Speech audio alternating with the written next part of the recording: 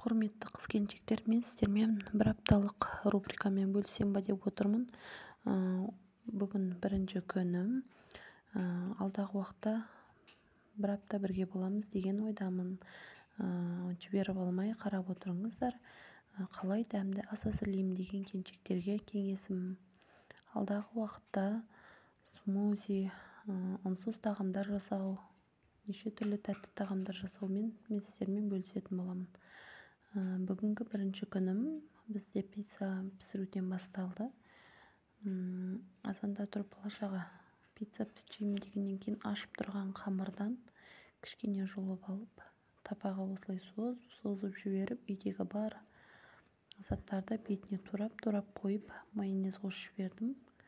Содан жаңа пицца пісірдім. Таңғы асқа обедте кулинар келін жобасына қатыстым. Соны сіздермен бөлісем ба деп отырмын. Содағы чебурекімен сіздермен бөлісемін. Ол үшін бізге ұн, сүт, жұмыртқа қажет. Ұнға сүтімізді, тұзымызды, дрожжымызды қосып, жақсылап қамыр илейміз. Жұмсақ әдемі қамыр шығады екен. Бүгін бірінші рет істедім. Қамыры өте жұмсақ, әдемі болды. Жып-жылтыр тегіс, жайған кезде де әдемі жайылды. Теп-тегіс болып. Енді соның ішіне салатын начинкасын дайындаймын. Ол жерде фаршпен пісіріп көрсетті. Тауық етінен мен ондай болмағаннан кейін ішіне картошка салайын деп азанмен тұрып картошка ашып дайындап қойған тұғым. Соны турап суға салып бір қайнатып пісіріп алдым. Осылай жұқалап турап қайнатсаңыздар тез піседі.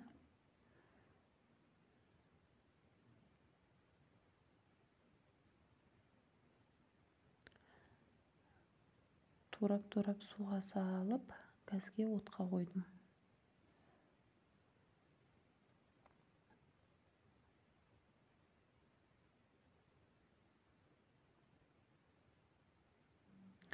Ол картошкасы пісем дегенше бір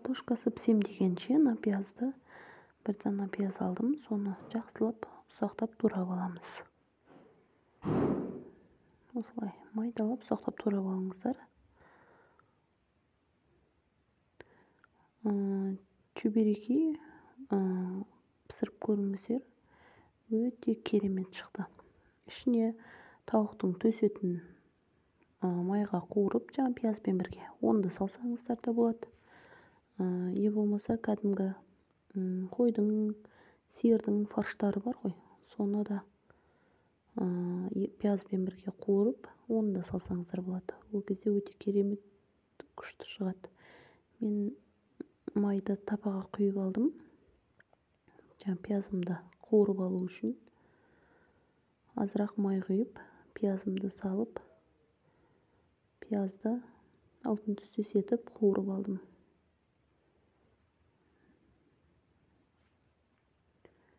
Енді жаңа чебуреки өте керемет шықты. Бала-шағама, үйдегілерге өте қатты ұнады. Бұдан кейін жиі істеп беремін деп отырмын. Картошкасы да пісіп қалды. Осыны жақсылап езіп, жаңа қуырған пиязымызды салып, тұз, бұрышымызды салып, жақсылап араластырамыз. Мен үйде фарш, тауықтың төс еті болмағаннан кейін картошка салып істедім. Міне қуырылған пиязым. Осыны алып, жаңа картошкаға салып, жақсылап араластырамыз.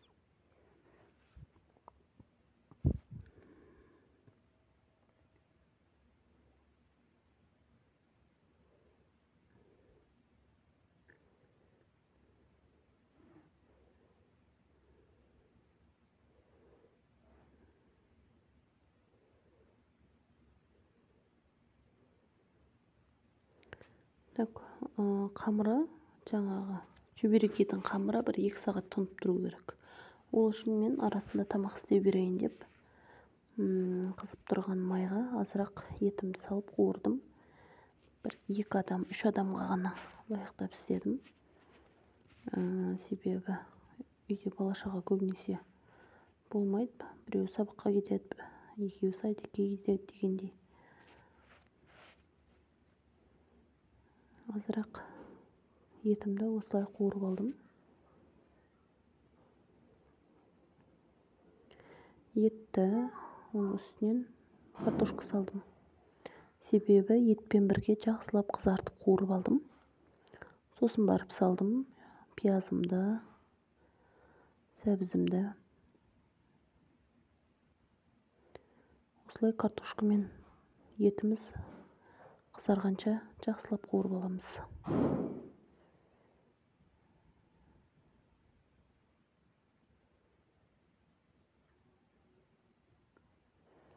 Етте, картошка де мына әдемі қып-қызыл болып қуырылды.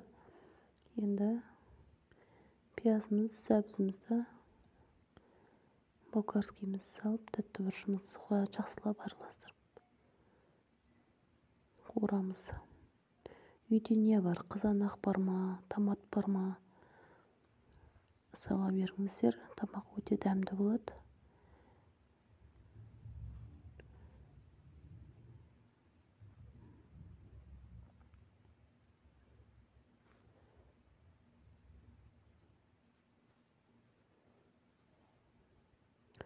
Енді өзінің майына қуырылып тұрғанша мен чебурекейдің қамырын жайып аламын.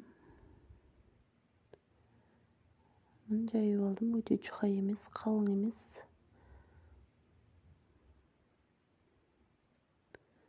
Осыны тура мантыға кескендей қып қамырды осылай істеп аласыздар.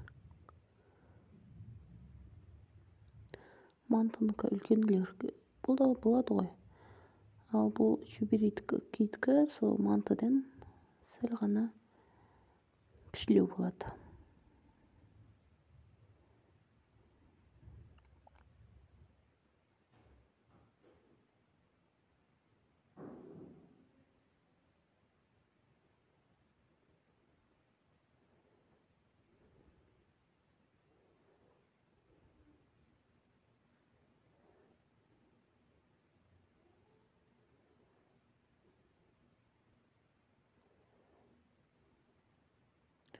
Өте оңай екен, сіздерге де істеуге кеңес етемін.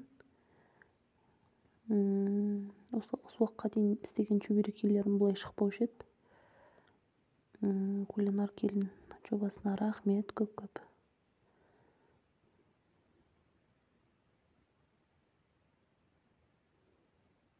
Алдағы уақытта қалған ас мәзірлерін сіздермен бөлісемін. Құдай қаласа, онда салаттар бар, соустар бар, ыстық тамақтар бар, пеште дайындалатын тағамдар бар. Ол жерде 55 түрлі тамақ түрлері бар. Құдай қаласа, менімен бірге болыңыздар. Алдағы уақытта сол тағам түрлерімен сіздермен бөлісетін боламын.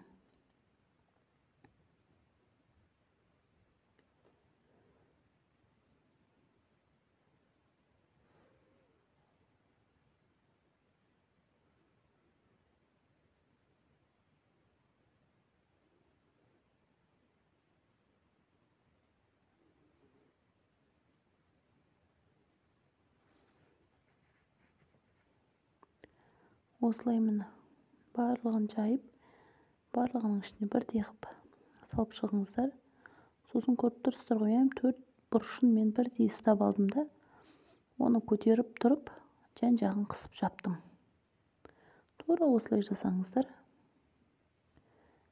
Себебі манты ұқсап ет жасасаңыздар, ол анау жабысып андай қалады, көтеріліп әдемі болып піспей қалады.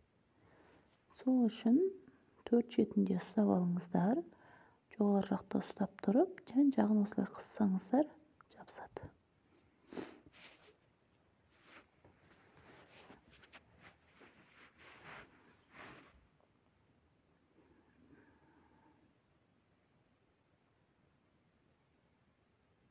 Барлығын осылай істеп шығамыз.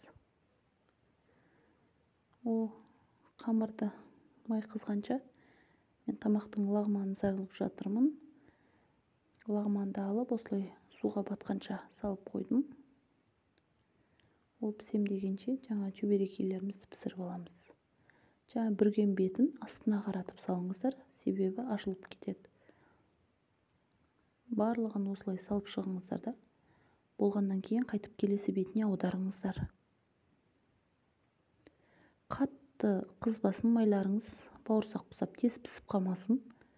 Сосын жай отта да тұрып қалмасын, май сорғып қалады.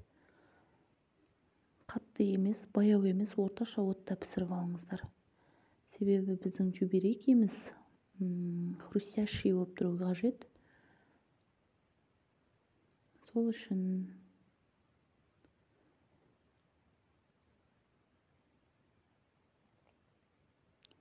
жасап көріңіздер, еш өкінбейсіздер. Дәмі енді керемет болды.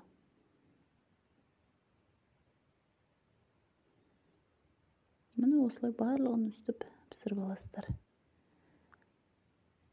Міне. Ұнаса лайк басып комментарий қалдырыңыздар. Алдағы уақытта мен сіздермен бірге боламын.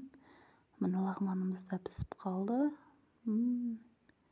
Иісінің өзі керемет болып тұр. Сіздерге де жасауға кеңес етемін. Астарыңыз дәмді болсын.